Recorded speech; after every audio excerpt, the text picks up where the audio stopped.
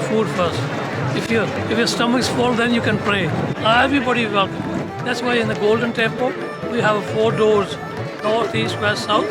So that's where everybody can come welcome there.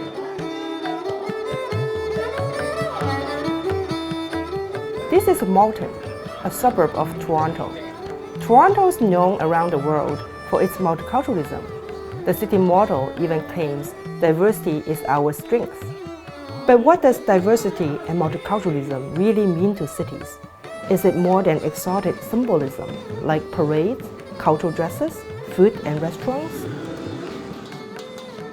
I want to understand how people interact with each other, how they share spaces and how they share knowledge and develop an appreciation of different cultures, what kind of challenges they are dealing with.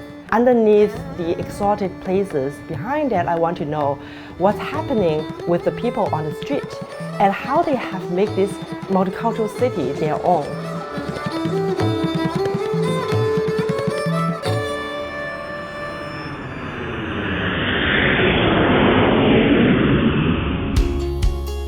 When you see people out there, it's from the same country you're from, your kids are growing with the same culture.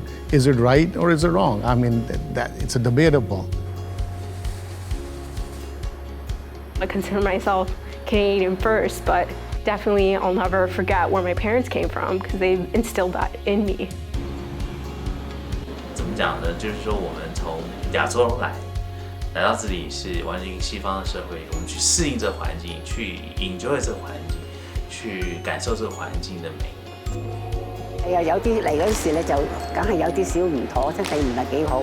覺得做完之後佢又好翻咯喎，咁我話好啊，你同政府慳錢啊，你哋係嘛，又做咗善事咯喎，係嘛。The Agincourt area has a lot of Chinese businesses, but it's not a Chinatown. It's everybody and his brother, and they're all there. And they all seem to be getting along well, and they all seem to be going about their business. My research looks at different waves of immigrants and looks at their settlement patterns and how they have created long-lasting imprints on urban landscapes and how have they transformed the streets, the businesses, the communities, and the neighborhoods. In Toronto and its suburbs studied here, half of the population are immigrants, and the number still goes up. The demographics are changing, and the conventional suburban planning strategies or policies may not make any sense to the contemporary immigrant communities. What is unique about this research is that we don't know much about the suburbs where most of the contemporary immigrants tend to live. And so they join the stream of family life in the suburbs, soon to become part of its familiar sights, soon to absorb its familiar sounds.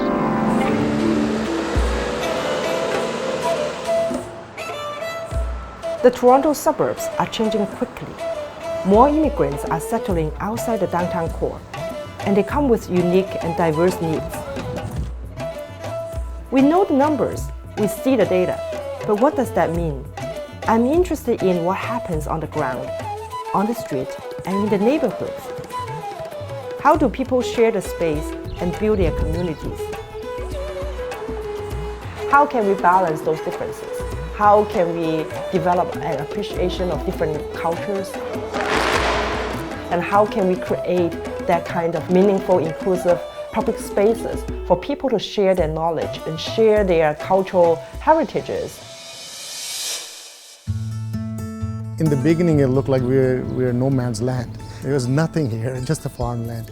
Slowly but surely, a lot of people moved in here. Now you can see the whole city is built around it. We're proud of it. I mean, we're proud of this temple. You get a community, mainly, I would say, majority of the people live here are from India. That everybody feels a comfort in this area.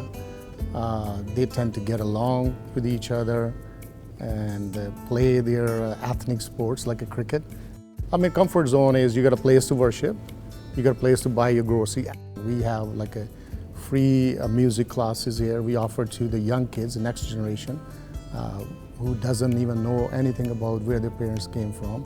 It's not only for the second generations, for the seniors, the retirees, they came from India or Southeast Asia. We offer them English as a second language classes.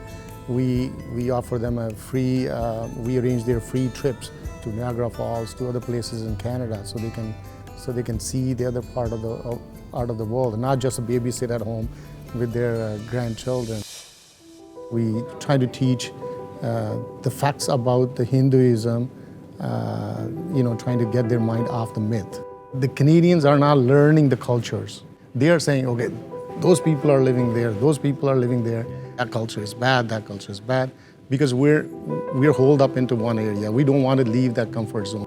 It's good to have the community around you, but it's slowing down the integration into the Canadian society. We are a multicultural society where we are part of Canada, but we're still trying to carry our own heritage as well. Anywhere you will see it, when people do not integrate with each other, they don't learn each other's culture, that's when the issues started. We're hurting our second and third generations. Multicultural will not succeed 100% when you have a people divided, segregated by a culture. This is where we are all failing. We're failing as a community. Canadians are failing because they are not integrating, they're not helping integrate into it. Politicians are failing because they're not interested in it. I mean, newspapers need those spicy headlines. They're not interested, whether you integrate or not. The government has to help people understand that as well. We hear a lot of times English as a second language. Where's the English as a first language courses for free? I mean, you help people few words, but then you get away from it. Then there's a lot of restrictions as well.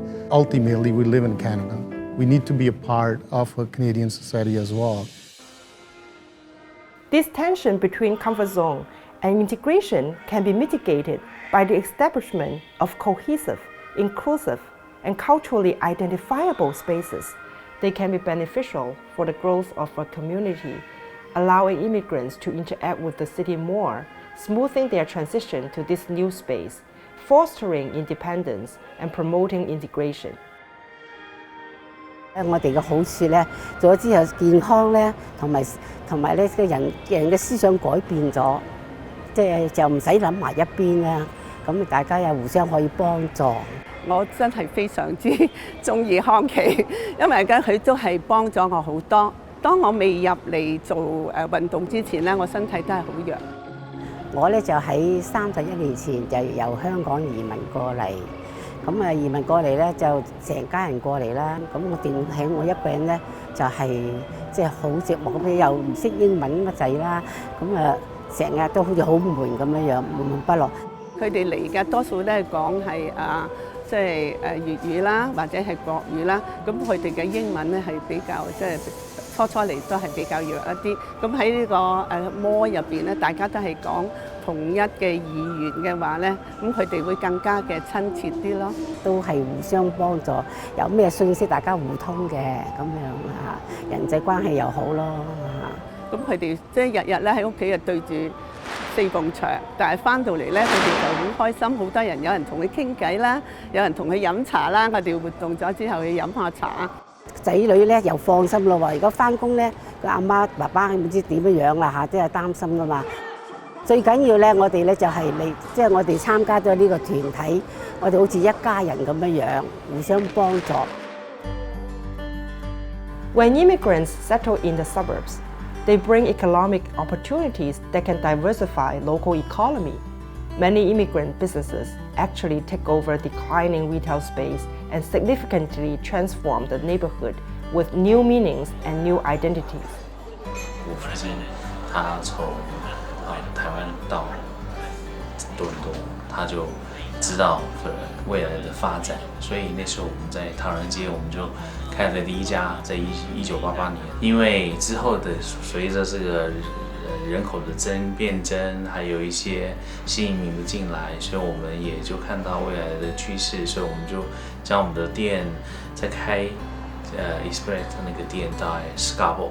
华人是在士嘉堡也是开始聚集，因为这之前这个物业是 Suburban， 所以 Suburban 这边做了30年，那我们重新 modify 它，然后重新以前是一个完全是一个 Western 的一个卖食鱼虾的那个鸡的那个食物呢，西方的食物，那我们现在完全把它加入，就是亚洲的那个元素在里面。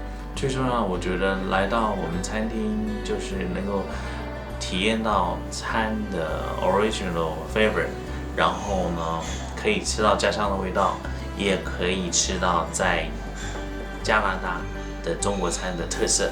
这才是因为我们还有一半以上都是 multicultural 的一些客人，多元化客人，各种族裔人都有。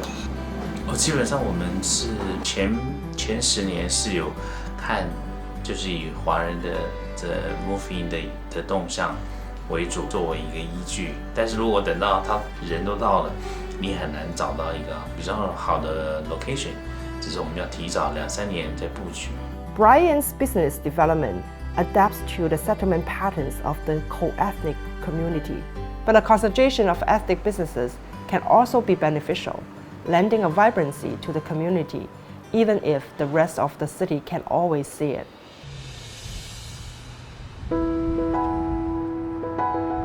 Everyone always asks, oh, where did you grow up? So I always say, like I grew up in Rexdale. And, people always have that negative connotation with Rexdale, but this area is so much more than that. Yes, we're not downtown Toronto and we're not south of Etobicoke, but we are like a very viable neighborhood. I do think it is important to have the concentration of, South Asian businesses. And I think why it's worked for so long is because you need that connection. We do have a lot of immigrants that settle here in North Etobicoke. A lot of these businesses have been here for 20, 30 years. The social connection that the business owners have established with, the residents or their consumers is definitely important. And they know the area in and out, like their children go to school like just down the street. Why most of these businesses remain here, and they want to really see this area improve.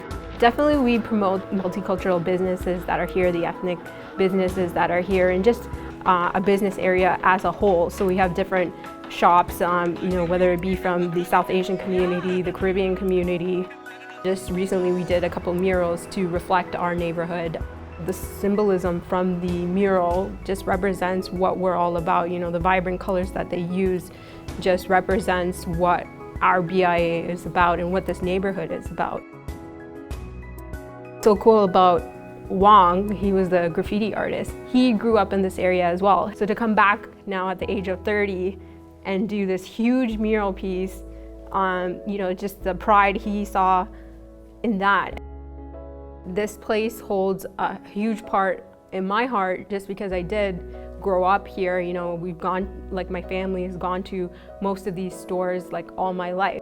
This is the place we would come to do our grocery shopping. It was the place we would get our ethnic clothing, our place where we would get our ethnic jewelry. So it is a very special attachment to this area, and I think that never goes away. There's just that something that you always feel about where you grew up.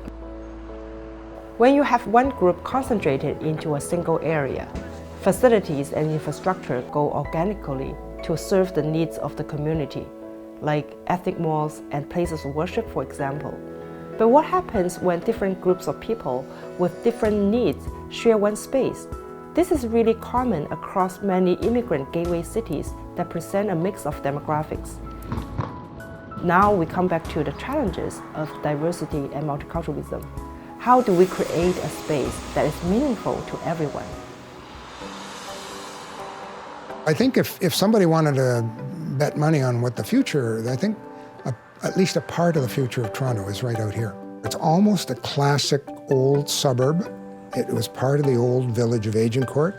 Subdivisions were built in the 1960s, 1970s. There are parts of the neighborhood that still maintain the old Agincourt heritage and tradition. Along the way, people have come from different parts of the world. So in addition to our obvious newcomers from China, from Hong Kong, from South Asia, from the Caribbean, and so on, there are people literally here from all around the world. The people have managed to sort of integrate themselves into our neighborhood. From what I understand, there will be something in the order of 100,000 new people a year, every year, coming into the Toronto area. And so if we can sort of do little things that help that process of integration and help build the new, whatever we are, ex-urban, new urban, I think we will be helping the future generations as well as the people who are here now. The problem is developers tell us that building office buildings out in places like this, former suburbs, is the quickest way to go broke. So our thought is, okay, one of the things we want and the city wants and the planners want is mid-rise, mixed-use buildings. So you have retail on the bottom floor, professional on the second and third floors, and then, say, condo for up to 12 stories or something like that. That allows the residential neighborhoods to be maintained. It would bring some jobs to the area, but it would also bring customers to the area who could then walk to some of the businesses that are in our BIA. We're hoping we can work with the planning department and get some changes made in the official plan. Because the last time they did their review of that official plan, it appeared that they didn't want mixed-use mid-rise on Shepherd Avenue in our BIA, unless it was backing onto a school or a park. You know, we're not developers per se, but our members are interested in the area developing properly. So we're taking this on as a challenge. And we want to work closely with the planning department, of course, to see if we can get the planning and the zoning changed so this could facilitate this. But it can be frustrating, of course. But on the other hand, if we don't keep talking it up, who is going to? We can't talk about these individual communities as though they are islands unto themselves. We need to talk about how do these diverse communities align with visions of the city, and what happens when that vision doesn't consider diversity. We're not having an easy time with the city at all. But the city is not consulting with us. City is not coming out and saying it, how we achieve together, making this city a lot better or bigger. They're just coming and asking things, I want this, I want that. I think this area it has been vibrant and viable for so many years that it definitely gets missed. And sometimes people don't know that we have such a concentration of ethnic stores and Caribbean stores and South Asian stores. We met with an individual who was a politician, city councillor, major player in the TTC, and he asked where Shepherd East Village was. We said, between Midland Avenue and Markham Road. He said, where's that? And that shocked me. That said to me, whoa. You do not know the area and you have not physically visited the area, how would you plan for a development? Depends on what type of redevelopment are we talking about. Are we talking about these big box stores coming here and replacing these small businesses? Then I think, we wouldn't be open to it, but not really, destroying everything and then rebuilding to make it look like every other area. We formed this BAA in 2007.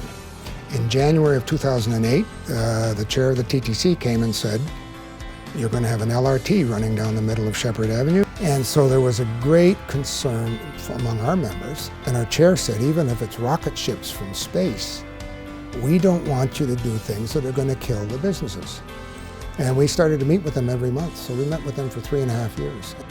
And then there was an election and different politicians came in, canceled it without any warning or anything else. Politicians are yes men people only during the election time. The only time they call us, they wanted to take a part of our land. That's the only time they call us. I definitely think the Finch LRT, the BIA is definitely in support of it. And the North Etobicoke transit system here, we definitely need more access, especially to the subway, because it takes a long time, as you know, to get from North Etobicoke to downtown Toronto. 如果能够交通更方便的话，更流畅、更方便的话，我相信很多人可能会搬进来这一区。那搬进来这一区的时候，势必会让这个旧的区有改变。 Bottom line is this: if the LRT plan had been completed, there would be that upper level service now on Shepherd East than there would be for the last 3 years. At the moment, there's the same bus that there was when the whole process started. They don't physically visit the area. They don't have town hall meetings in the schools, in an organization like ours, where they can get a feedback directly from the people. That's a shame. That's a shame for the city and the residents live in that city as well. When I go to meetings about transit planning and other things in this area, I'm always trying to remind the planners that much as I like the idea of saving the world and people bicycling around and walking around and all that, out here, the road system doesn't allow for you to do that the way it does downtown. So this is a battle that we fight with them on a continuing basis, because in most of the plans, there's no element for parking. There's a lot of people around here that still need to either drive to that subway or at least get to a bus line that would take them to that subway. Funding would help. So I definitely think funding would help. The projects that we do want to work on, funding is sometimes a hindrance of why we can't execute projects to improve the area and make it more walkable, make it more of a community space that residents and business owners can enjoy. We are just scratching the surface, trying to understand what diversity and multiculturalism mean to a city and its people. It's very vital for municipalities, especially the suburban municipalities, to understand the new faces to the communities.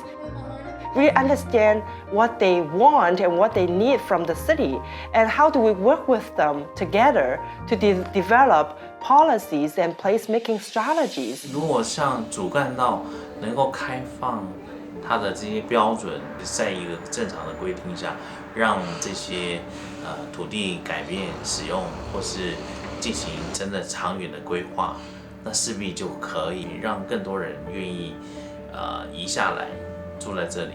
I like to see, just like in Toronto, everybody lives in Brampton, not just have a perception of one community lives in a Brampton. I would have preferred to see it as these 3-4 big GTA corridor cities as a mixed population, where you can't say, oh, that postal code is just these people, that postal code is just these people. It should be, that postal code has everybody in there. That's how I need it to be. My own observation and experience is this kind of stuff doesn't just happen by itself. It needs people from the universities, it needs people from public service, from the government levels. It needs private enterprise, who are often overlooked.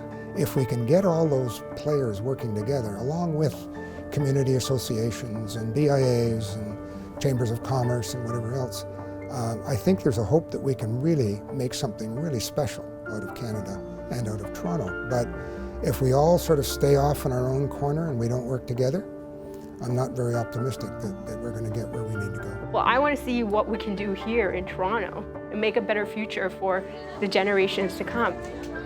My research has demonstrated that immigrant communities, they are very active in placemaking in the suburbs. They have transformed the stereotypically homogeneous suburban spaces. And I think it's important for municipalities to understand the contribution of immigrants and how they have transformed the urban landscapes. I've been to all these places. I've talked to people from all these communities. One common issue is that there's a lack of engagement from the municipality. This is the problem. Now is the time to fix it.